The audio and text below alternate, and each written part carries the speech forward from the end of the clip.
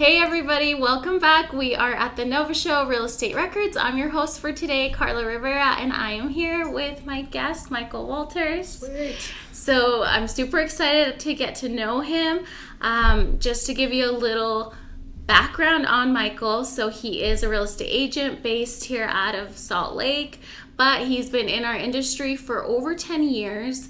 And really specialized on just making his reputation about his expertise in negotiating and dedication to the client experience. So as he's been also selling and buying homes across Utah, his highest value is really just receiving and giving that 5-star kind of rating, right? That he's giving to all of his clients, but he has been well established. Clients really praise him for his chill, honest approach and problem solving skills. So excited to learn from you today. I'd love to start off just knowing what were you up to before real estate? Well, before real estate, I was in big box retail. Oh, yeah. Okay. So I spent 20 years in big box, so 15 with Target and another 5 with Best Buy. And, okay. Really before that, that came right out of college. In fact, right over here in Fort Union, I opened that Target store. Oh, did you? How fun. Back in 96, I'm dating myself. But I actually went to school to be a cop. Oh. And then I got sucked into retail. Quite a shift. And I got sucked in for 20 years.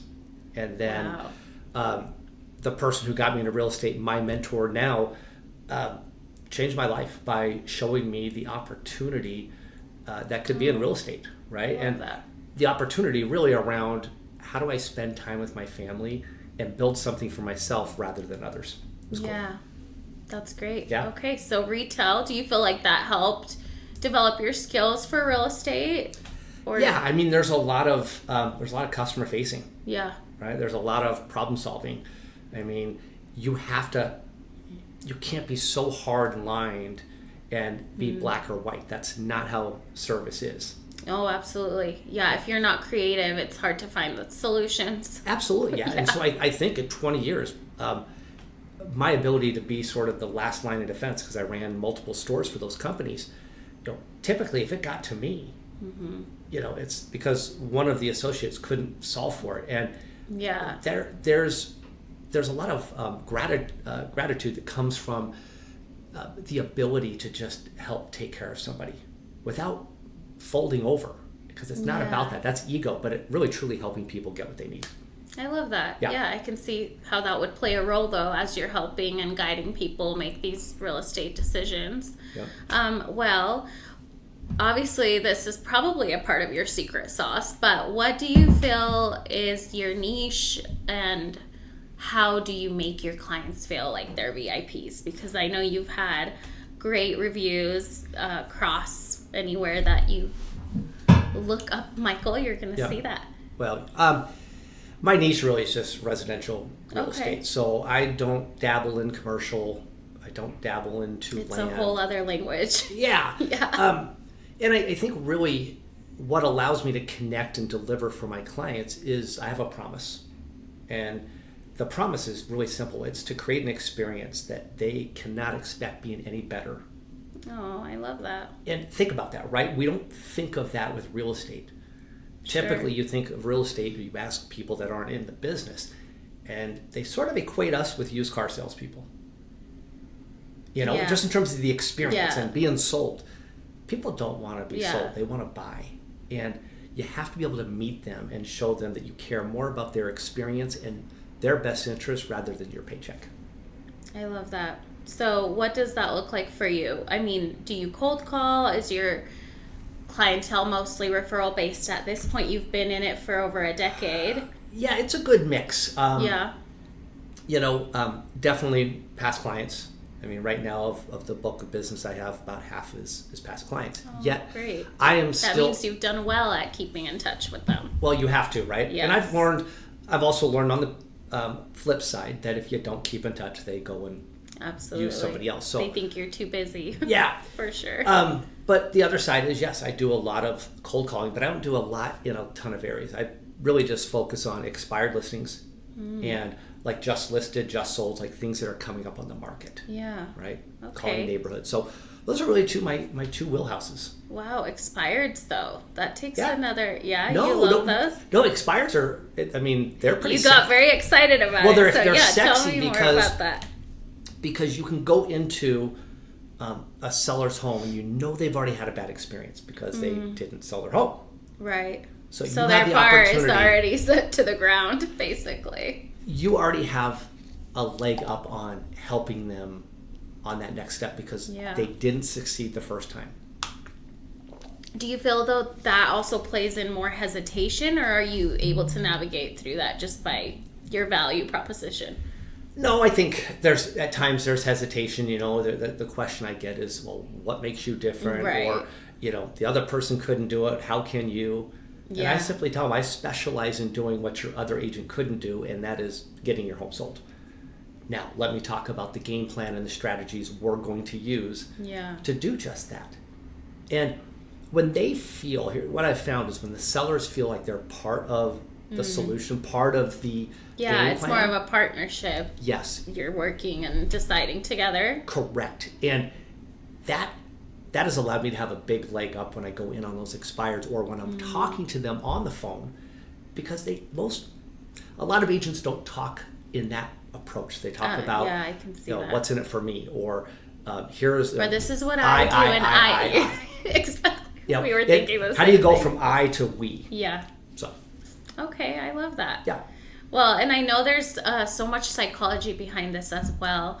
When you are helping clients, being able to work together just puts it in a different light. So it's nice that you've already implemented that. Yeah, it's just another level of differentiating oneself out in the marketplace where there's a lot of similarities. Well, and buying a home or selling, it can be so stressful, right? It's like always you have to prepare for it to show well, to do the pictures, to get all these random people viewing your property. It can be uncomfortable and very vulnerable. And then on the buy side, there's stressors of the finances and making things the way. So this is kind of a funny way to look at it, but if you could pick an emoji to describe what the buying process is when it's stressful versus clients working with you, what would that emoji be? Air traffic controller. Oh my gosh, that's funny. Well, think about it. I wouldn't have thought of that one. Well, think about it, right? I mean, that is one of the most stressful positions in the world. Yet when we're flying from point A to point B, minus a little turbulence, like we read a book, but we you work, still get there. We get there safely, hopefully. It's all the stuff in the background that those air traffic controllers are doing to get you from point A to point B to point C and so forth. Yeah. I like that. You thought of that like right on. It's as if you read the question. No, but it's funny because in my scripting, in my language that I use with clients, the idea of me being and playing air traffic controller is put out there because it's like when you go from here to Boston, let's say, if you're 1 degree off, you do not land in Boston. You probably end up somewhere in Canada or somewhere in, I don't know, Carolinas. Wow, can you imagine? That's such a huge difference for just 1%. Yeah. And so behind the scenes, there's all these people that you get handed off to from Salt Lake to Boston to make sure that you get there.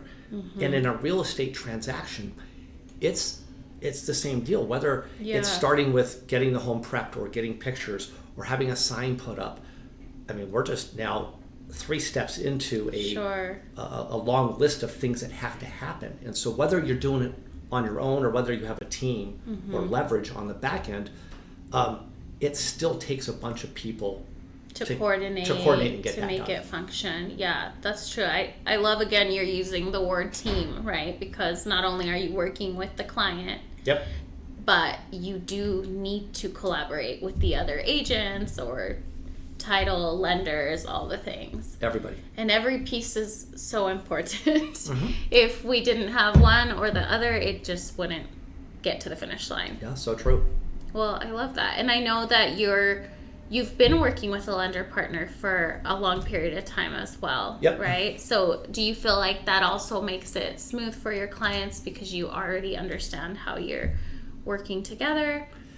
Without a doubt. I think, just with any partnership, right? The more you work with somebody and you understand whatever their strengths are, their needs, what you're good Yeah. at, how you complement one another.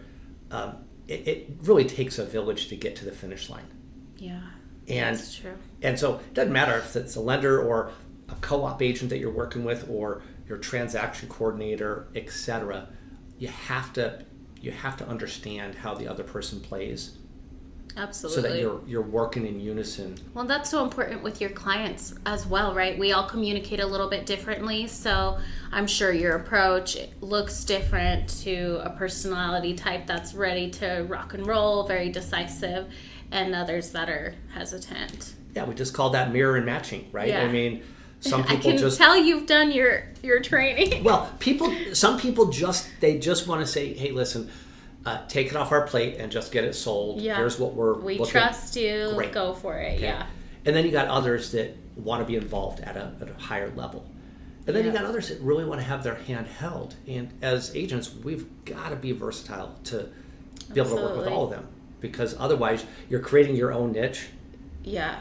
That isn't sustainable. It's limiting. It is, very much so. But then also for yourself. No, I get that. I always hear this, and I believe it 100%. As a realtor, you take on a lot of hats, and you have to in order for it to work out. So what would you say is the biggest misconception that is put on realtors, or the one that you hear the most? Yeah, quite simply that we get paid a lot for doing very little.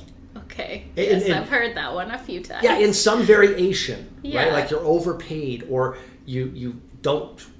I'm not seeing what you're doing, right? So it's a lot of the behind the scenes we were talking about. Yeah. People don't see the late nights and early mornings, or they don't.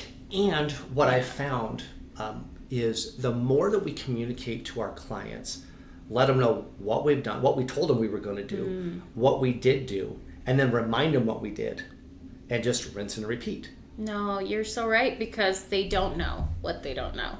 Let them know. Yeah. And you got to over communicate, because if you're not, the second that client calls and they're asking, well, hey, so when are pictures going to be taken, using a real simple example, Right. It means that you're already behind the ball. Yeah.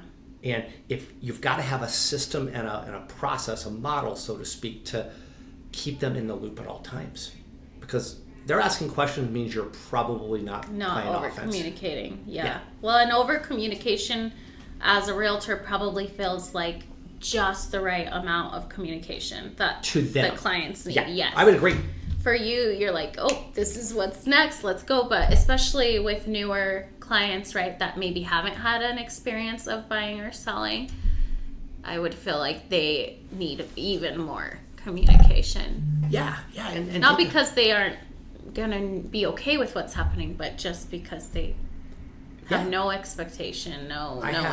I recently had a client we just closed a couple months ago, first time home buyers. Yeah. And that's exciting. They were the type that literally we were talking, even when we were under contract and we had a bit of time before closing, like it was almost a daily conversation, and that's great, because when we can meet them where they're at, what we're really doing is we're meeting their needs, we're probably exceeding their needs, and when we go to ask for that referral or that 5-star review, or maybe you don't even have to ask because you did over exceed.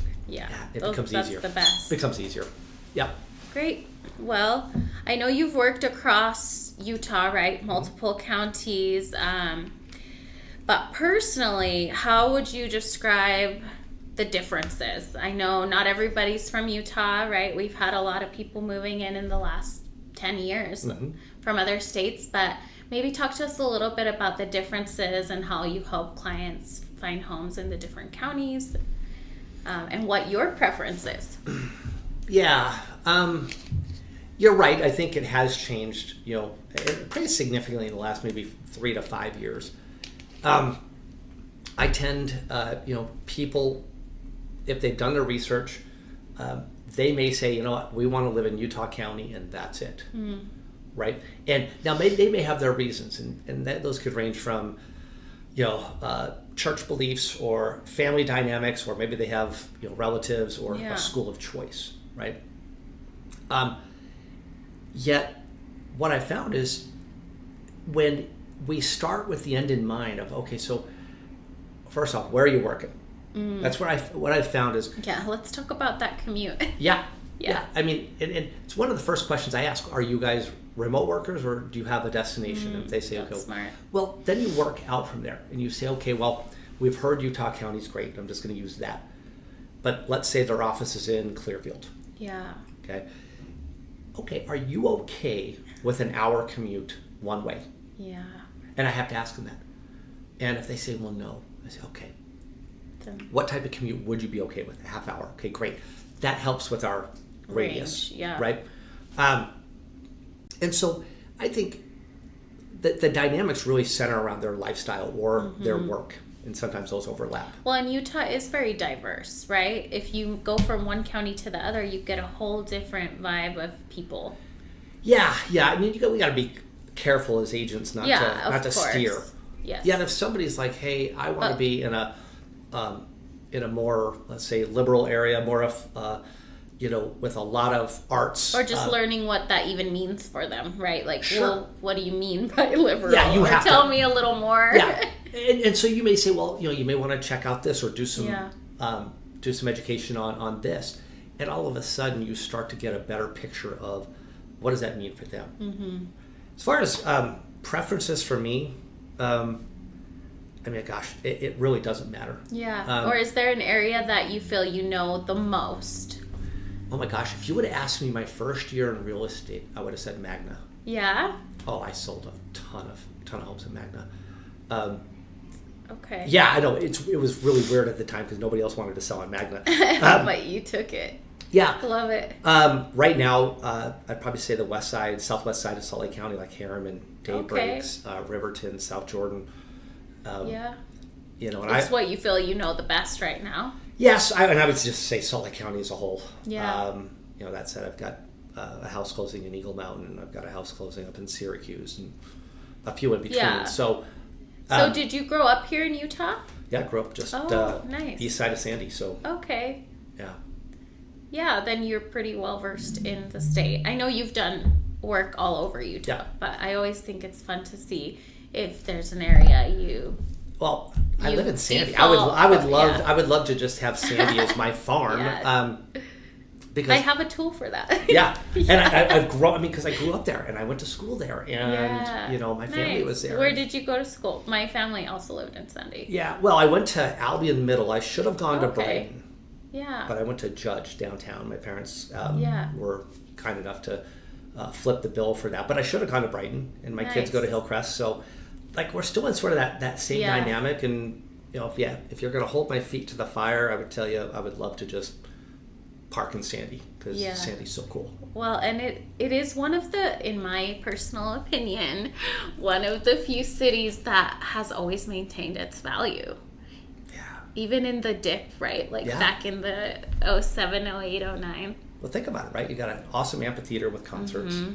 You've got now the Sandy City or the mall area that's getting renovated. You've got a hockey practice facility. You're close to all the ski and and snowboarding. Yeah, big fan of Sandy. Nice. Yeah. Okay, well, that's fun that you grew up here. Do you ski or snowboard or anything? Nope. Outside of real estate, what do you do for fun? What do I do for fun? I love mountain biking. Okay, that's intense. That's cool. Yeah. I was a long distance runner for 30 years, and my knees are like marathons and all that. Ran in college, and now my knees are so bone on bone. You're now the second person I've talked to that is into the marathons. Well, I was. Yeah. I chose not to do it anymore because after about 13 marathons, knees. I was done. And so now it's mountain biking. Well, here in Utah, they're all pretty much downhill, right? Yeah.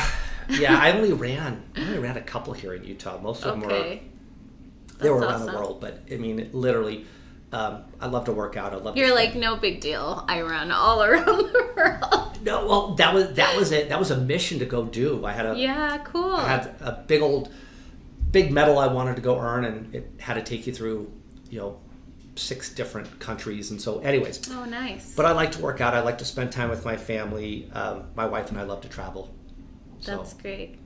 Yeah. Okay. Fun. Well, I like to throw in some of those questions too. I think it's fun to get to know we're humans, right? Yes, absolutely. And we've got to live. Yep. Yeah. So before I get into my next question, I do, since we're on the topic of what you're doing outside of real estate, is there any unique routines that you have at home with your family, whether it's how you start your day or once a week, stuff like that?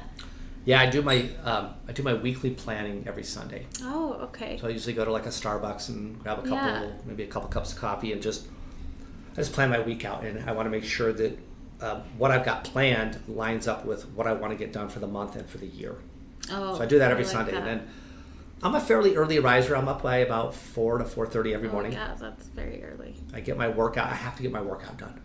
Yeah. I just have to. And so that's your daily starter. It is, because the rationale is by the time I get to the office by 8 or 9 o'clock, I've already done the hardest part of my day. It's done. Yeah. And so I do that, and then I'm at the office, or I'm out on appointments, I'm meeting with clients, doing all the stuff that we do as agents. And then I try to be home at a time where I can have dinner with my family. Nice. And then, typically my wife and I watch like murder. We're like big into that. Like gosh. we're one of those people that like the murder podcasts, right? You're like or the fast murder shows. Asleep to someone getting 48 hours. I think we're about halfway peacefully. through.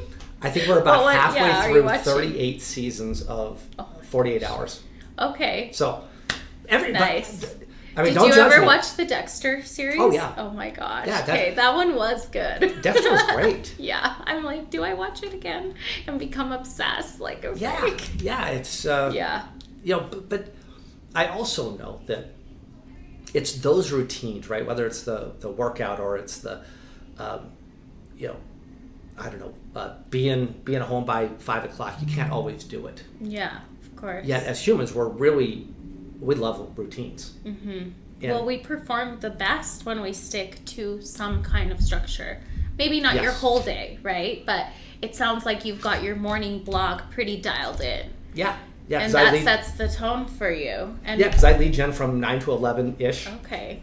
And then I literally, from 12 o'clock on is when I'm out doing appointments or meeting buyers for inspections or whatever the case is. And when I can protect my day like that, it allows me to actually protect my evenings. Oh, I love that. Well, and even just hearing you say protect, because there's so much value in being able to protect your energy, right? Yeah. And how you source it or spend it. And I think a lot of us miss that boat because we do want to give and be there for our clients, but if we're not taking care of that energy or doing the things that fuel us in the morning or the night, it doesn't have to be the morning, right? Not all of us are early birds that way, but it has to be a daily thing where it's a routine that you go back to, you reset. But I love that you are also once a week visiting what that looks like for you and having it checked to make sure it's in alignment with your long-term goal. Yeah, it really helps. And I have to, I get to meet with my coach in person every Monday. And if I don't have that dialed in, it doesn't feel like a great coaching session. So how far into your career did you get a coach? Is this recent or have you been doing that? I was so fortunate when I started. I was with with a team that was not big. Okay. Yet the Rainmaker paid for my coaching, and so I was fortunate to get right into coaching and with some really good coach. And so I've had a coach literally your whole career for over 10 years. But not different coaches, by the way. Okay, so same coach. No. So I'm on my 5th coach in 10 years. Oh, okay. And all 5 are outstanding. We left on hey, it's time for me to level up or to go a different direction. Different. Yeah, need to learn new things. I get that. But that's actually, I can imagine, I'm certainly not a life coach, but I can imagine as a coach, mentor, teacher, whatever it is, when your student, per se, outgrows what you've taught, that's the best compliment, right? It's like, okay, my work here is done. Go and they've all make big moves. Yes, and they're still with our same brokerage, and they're still awesome, and I still converse with them and when I see them. So it's not, it is about growth.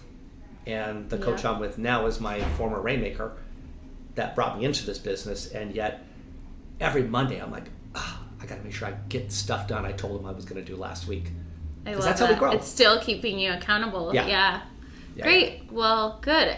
There's so much I hear, right? Or this is something I hear often with the top 500 agents, and it's having a mentor or a coach, because you can know all the things to do, right? We're not rewriting anything. Mm-hmm. I know you mentioned you do your lead gen, right? Like, we all, I guess, know what we should be doing, but when you have a coach, it's just that added accountability.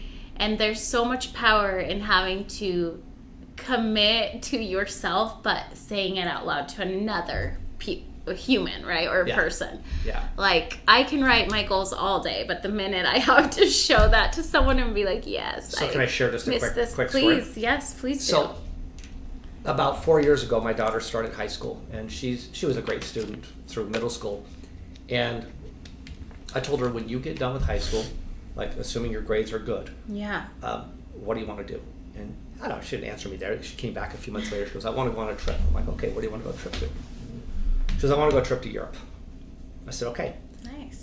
So I said, if you keep above a certain GPA and you don't get into the naughty list with teachers, we're absolutely going to go. And so she graduates May 29th, and we're leaving June 2nd for 2 weeks. Oh, I love this. Where are you headed?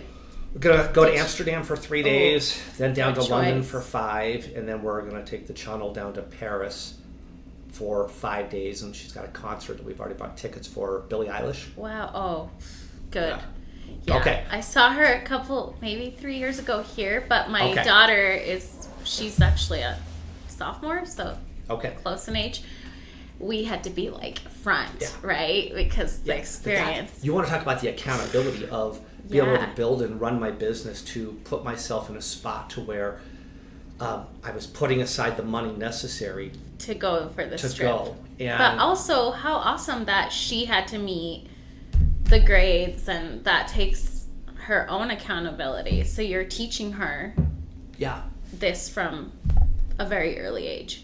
Yeah, and what's really cool, I guess the icing on top of the cake is she got such good grades in high school that she got a full scholarship to go to college. Wow. And so the burden that's amazing. The burden that is lifted off myself to fund that, right, is much less. So like that whole accountability cycle is just it's amazing. Well, it's the ripple effect for sure, right? Yeah. You do one thing, you plant the seed, and if you follow it, it comes back tenfold. Yeah, I agree. Well, this is exciting. Yeah. Oh, this is soon, too. We're, a month from May? Yeah. I mean, flights are already booked. Hotels everything's booked. We just need to figure out what are the big things we want to do. Yeah. In Amsterdam, I've heard great things about. My mom is from Spain, so I've been to Spain and France. Okay. But my oldest went to Amsterdam, and she was like, this is it, Mom. She thought that was it, huh? Yeah. Okay. Yep. And that's where you're starting? Yeah. Yeah. Okay. You'll have to tell me when you come back how it goes. I will. Absolutely. If you can get her to return, watch her be like, I think I'll stay here. You know what? She's almost 19. She's ready, so she can do what she wants. That's awesome. Well, good for you to prep her like that. Okay. I want you to give me, and this one can be completely unfiltered and brutal, honest advice that you would give buyers right now in the marketplace we have. Buy. Okay. Buy. Just buy, period. Yeah. Don't worry about anything else. It's not about not worrying. It's about educating them. Yeah. You see, here's what I predict. And so by the time this comes out, and then fast forward probably 3 or 4 months, here's what I'm telling my buyers. Because many of them have been sitting on the fence for a couple of years. Yeah. And they're sitting on the fence because of rates. That's the thing we hear, and affordability. Yeah, it's been the most common for sure. And while I think rates will start to improve, I mean, even this morning, the 10-year yield was at a point where it's probably going to push rates down just a skosh. What's going to happen is if interest rates my feeling is they get to 6.25 or below, the floodgates are going to open up. Yeah. And we potentially could be back in a situation of increased multiple offers, which I've seen that already. So lots of multiple offers. Yeah, and so I'm telling them buy now. Before we get to that. Yeah, they think a lot of them. The psychology is they think they're saving. they can't outsave the down payment for where it's going to take them. Yeah. They say, oh, I'm going to wait till next year. Okay, so if a $500,000 home goes up 5%, you're going to be able to outpace $25,000. Yeah. Well, no. Okay, that's exactly the reason why we need to buy now. Yeah. And so, truly, it was a simple, quick response, but I am telling people, buy. Yeah. Buy. I like that. How are you navigating this with the people that are already homeowners, right? And most of them having those rates that we're never going to see. Yeah. You mean as far as if I'm approaching a seller well, no, more let's like to give you a specific scenario. Mm-hmm. Let's say they've outgrown their home or they need to downgrade, right? Whatever the case is, there's a life circumstance that is calling for a change. Yeah. And so I've heard of a lot of people just being like, well, I'm not going to get this rate. Of course not. Yeah. The 2s and 3s, we probably won't see those again. So how are you navigating those conversations? Yeah, I think the power comes in good questions, right? So, if they've got a life event, they're downsizing, let's say they got bad knees and they don't want to go upstairs. Mm-hmm. How long, Mr. or Mrs. Seller, are you willing to go up those stairs with your knees hurting? It's a simple question, but it gets them thinking. Yeah. If, I may bring up, hey, so you're at a 3% rate, you may have to go to a 6% rate. The difference is X dollars. Mm-hmm. I'm curious about any other type of consumer debt you may have. Student loans, auto loans, credit cards, you name it. And what I find is probably over 50% of the people have some type of accumulated debt. And I'm like, I haven't even thought about this and having it paid off. Or yeah, and I'm like, okay, closing, so I call it a blended rate. And it's like, well, I like that. Have you thought about just it all consolidates? Yeah, and you have to break it down into smaller chunks to where they think, oh, okay, so I've got all these other liabilities I'm paying on at X% interest, and if I didn't probably have much those, higher than 6 if we're being honest. Cases, in most cases, right? So I think it's showing them different possibilities. I like that. Well, just in what you said, it's definitely not something I've heard recently. Yeah. But bringing that up, it's a new thing that gets wheels spinning. Yeah, what is it? People, what's the phrase? People, logic makes people think, emotions make people act. Yeah, I've heard that. Okay, and so, if they have a reason, at least initially, of wanting to sell, it's really going down that journey with them, right? And how you can make it work to find that solution. And are they okay if it doesn't happen? And what I find probably more times than not is, no, they're not okay with it not happening. They just don't want to lose the rate. So you're isolating what the pain point is, and then you can start to give them potential solutions or options. Yeah. You start opening their thinking. I like that a lot. Yeah. Which, on the sell side, what would you say is your secret to getting homes sold fast? I know you said you bring to the table what these other agents don't, but is there something specific that you offer your clients, or do you think it really just comes down to making it that unique conversation where you're finding the specific needs? Because I can't imagine any one client is the same, right? Everyone is moving for a specific reason. Their finances look differently. Yeah. Well, I think... Or is it pure marketing magic? Well, no, that's exactly where I was going to go. Yeah. I don't think it's marketing magic. Okay. Because I'm a believer that whether it's me or somebody else, buyers are going to... Every buyer in the marketplace is going to see my home or your home or somebody else's home in the first 14 days. We all have access to the web. And that has changed. So I'm not naive enough to think, I've got this special marketing power. Because truthfully, it's going to be on the market. It's going to get exposed to like almost every buyer out there. Yeah. What it comes down to is how we help them prepare their home, because condition is one of the 4 pillars of selling your home. Okay. How the photography looks, right? So having really good, you got to sell it twice. You got to sell it the first time online. And then 3, where is it positioned on price? Right. That's why I like going back to expireds, because most of the time a home didn't sell. It was priced incorrectly. Typically is priced. Yeah. In this day and age, with homes being exposed the way they are, it's I mean, unless they've just got a challenging home with right, very unique features or dilapidating features, whatever, right? It happens. Yeah. Yet, if it's nothing that's out of the ordinary, it really just comes down to price, and that's where I think some agents struggle to have the hard or challenging, difficult conversation with the seller. And what happens is we want to appease. You and I were talking about this beforehand. Yeah. We want to appease, and all of a sudden maybe we price it $50,000 more because we didn't want to fight or argue. Yeah. And it's not about that. It's about talking to them about the dangers of chasing the market. And or do we want it to sit for and if it sits, what does the buyer think? The buyer thinks something's wrong with it. Absolutely. So at that point, you're chasing the market. So condition and showing them how to stage and what they can do to improve, like that's a big value prop. Oh yeah, staging helps. And I mean, it's been proven, right? Yeah. Statistically, homes sell better when they are staged. Yeah, and then pricing. And just one last thing on prices, understanding that if I've got a home that's 3 blocks in from where we're at on Fort Union, same features, same benefits, same size, apples to apples, it's the same as one that is on Fort Union, you cannot price them the same. Yeah.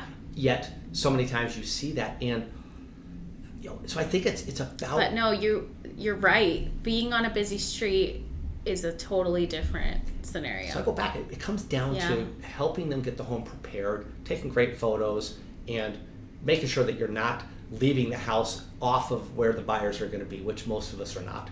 And then just pricing it correctly. Yeah. Just it. And you're saving them more time by doing that, I'm sure. Well, you're saving them time and money if it's really about getting the best. If you price it right, you're going to attract more people. All the time. Yeah. Yep. Okay, well, I like the simplicity of it. It's pretty straightforward. Well, we got to keep it that way for our sellers. Not everybody does, so that's great. Yeah. How are you handling these clients if you've had, the opportunity to work with them, they're seeing the TV shows about the marketplaces, whether it's Beverly Hills or here, and it's just not reality. And so have you had any experiences like that? Yeah, in fact, I just literally this morning put a house under contract with some clients from Hawaii. Oh, great. And I've been working with them for a year. Wow. Because we had to get certain dominoes lined up before they could make the transition. And do they come back and forth, or has this all been done creatively? We were doing a lot of virtual. Yeah. They came out in October, and we started touring a few of the areas that they were interested in. Nice. But what's really cool is by October, we had realized that Eagle Mountain's where they wanted to be. Okay. Not Saratoga, not Lehigh. It was very specific. Yeah. Okay. And so then they came out about a month ago, and we spent a full 2 days touring homes in Eagle Mountain. And I threw a couple in Lehigh anyways, just to make sure that that they had clarity that Eagle Mountain was where they wanted to be. And then we started working with the builder based on the model that they liked, that they ended up loving. And we went under contract this morning. Nice, congrats. Thanks. And so, educating them on Utah culture, on Utah demographics, on, they're big outdoorsy people. Oh, okay. So have a knowledge Utah is good for that. Yeah, no, what's cool is when they came out in October, I told them, you would be foolish if you don't go drive the Alpine Loop. Mm-hmm. I said, just do that. It'll make you fall in love with Utah. And it did. That's right? great. Amongst some other things. So yeah. I think it's our job, whether it's in-state or out-of-state, but it's our job to educate them. Well, and to actually highlight what Utah is beautiful and known for. Yeah. I just wondered if some of these reality shows behind buying and selling or flipping sometimes kind of don't bring people to reality, and how that would affect the process. You know what I mean? Okay, so yes, I don't watch a whole lot of it. Yeah, me neither. But I've seen a few. Yeah, they are referenced all the time.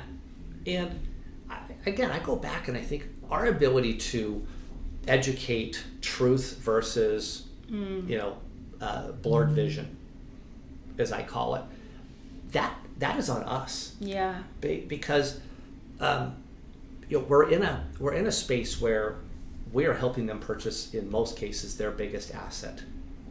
And and it's, if not the biggest, it's sure. not, it is never like it seems on TV. Yeah. Right. And I would, I mean, you watch any of those half-hour shows, and they're out doing production for literally a whole day on a single house to cut up to give the viewers what they want to see. Yeah. But then you come back to reality, and there's just so much that goes behind the scenes, and it's not being captured. Yeah. That's right. Absolutely. That's our job. Okay.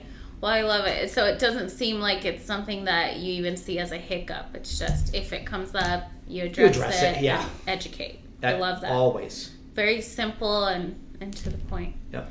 I like the simplicity and clarity of how you handle things.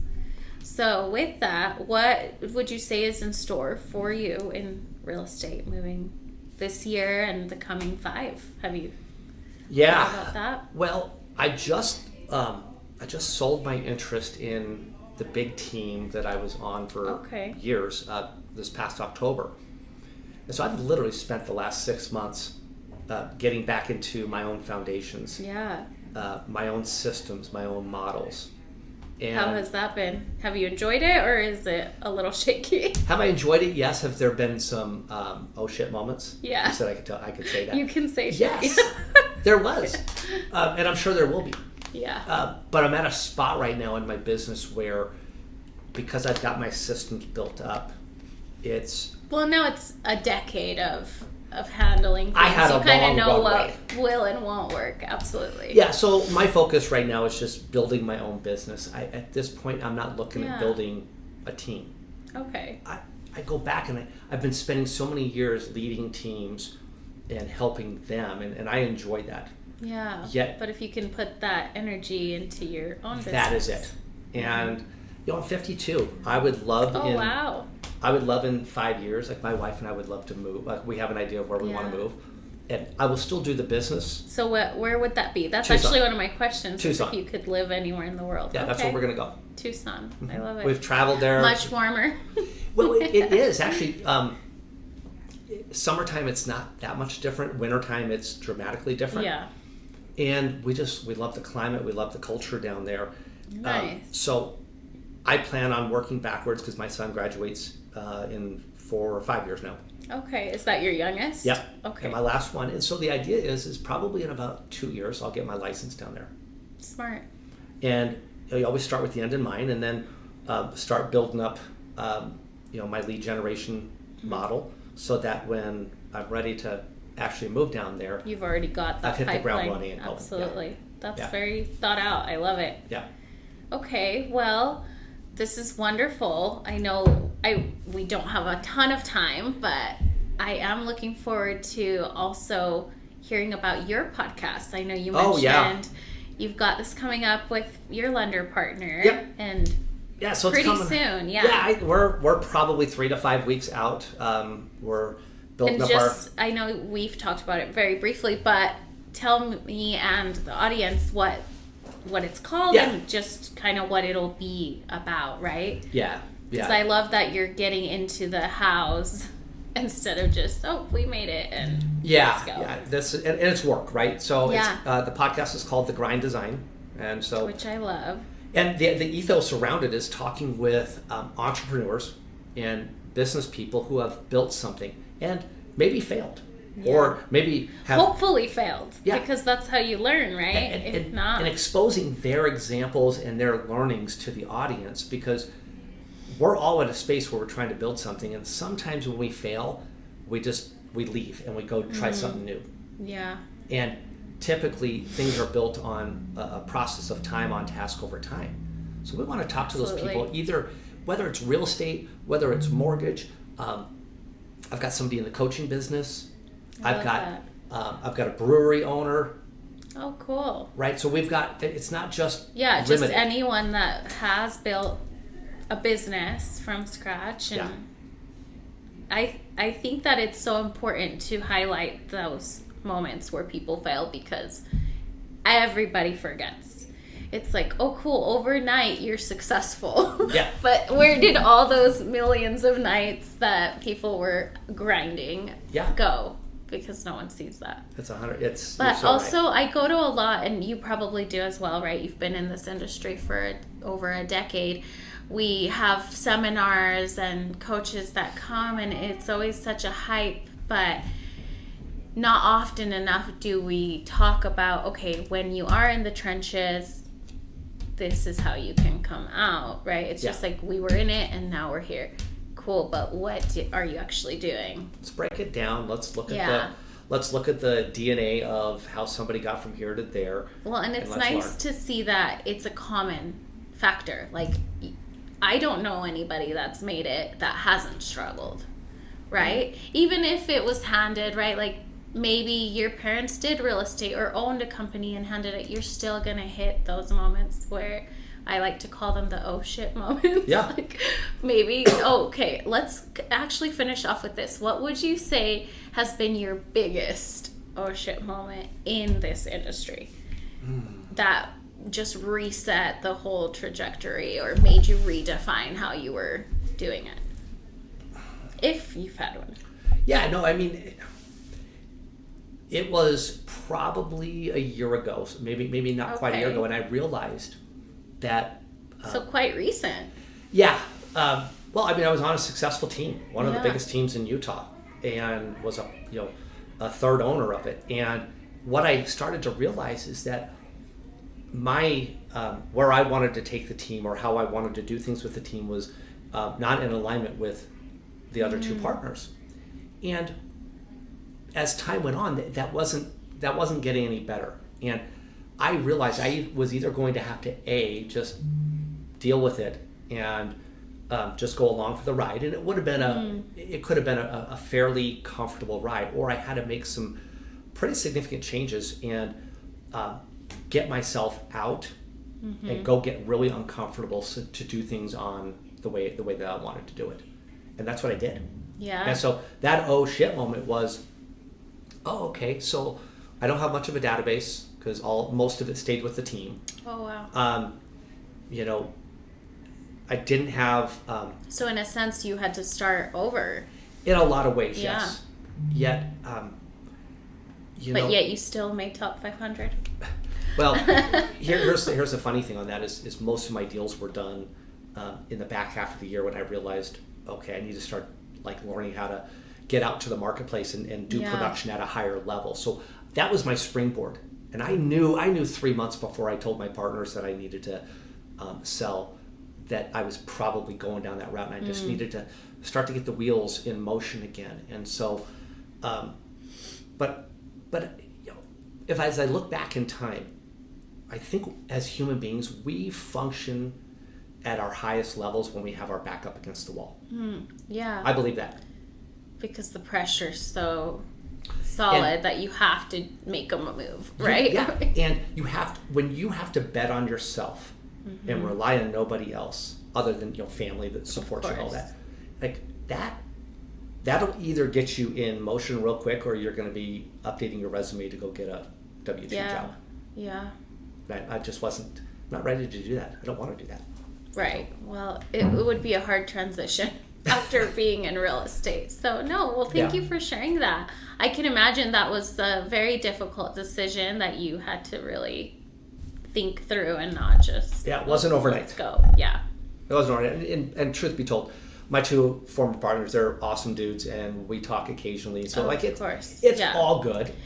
Well, it's just also so big to recognize when you do, right? Even with your coaches, you brought this up, right? When you reach a point that it's like, I can still respect you and be grateful for what we built together or learned, but it's time. Yeah. Yeah. And that happens. Awesome. It happens in relationships. It happens in business. So, yeah. Well, I love it. Cool. Thank you for sharing all of this with me. You're welcome. I would just kind of like to open it up to you before we wrap up completely. Is there anything else you want to share? No, I mean, this business, this space of being a business owner, an entrepreneur is, it's special. Yeah. And it's challenging and it's difficult. Yet it allows us to do the things that most other people would dream about doing. And so for anybody's out there just starting, or maybe they've hit a rut, I would tell you, go back to foundations, go back to fundamentals. If you don't know those, reach out to a coach or reach out to somebody who does know that. Find a mentor. Absolutely. Because it is doing the mundane things that get us far. Yeah. We can't look at shiny objects, and we can't wish our way to success. Well, and you can't skip those small steps, right? Or those daily money-making activities like calling. Yeah, you can't finish a marathon without doing training. Oh, yeah. You can't build a real estate business or a mortgage business without having contacts every day with people. Absolutely. Well, I love that. Thank you so much for sharing it and for letting me have the opportunity to know more about Appreciate you. it. Yes, of course. Thank you guys for tuning in. I'm going to share where you can follow Michael. But if you maybe just want to let us know, do you have, like your social media and stuff so like that? Instagram is Michael Wolters, all one word with a WOL. And same with Facebook. And those are the two. Oh, and I have a YouTube channel. Oh, yeah. Michael Wolters Realtor. So. Okay, awesome. We'll be sure to share that too. And then stay tuned, you guys, for the podcast that will be coming out. Sweet. Okay, see you guys next time. We hope you enjoyed this episode. Please rate us, like us, and share this podcast with our real estate community. The Nova Show Real Estate Record, sharing raw stories of real estate, failures, lessons, wins, and successes. This is all from Novation Title, bringing a different experience into your world so that we can all uplift each other. Until next time.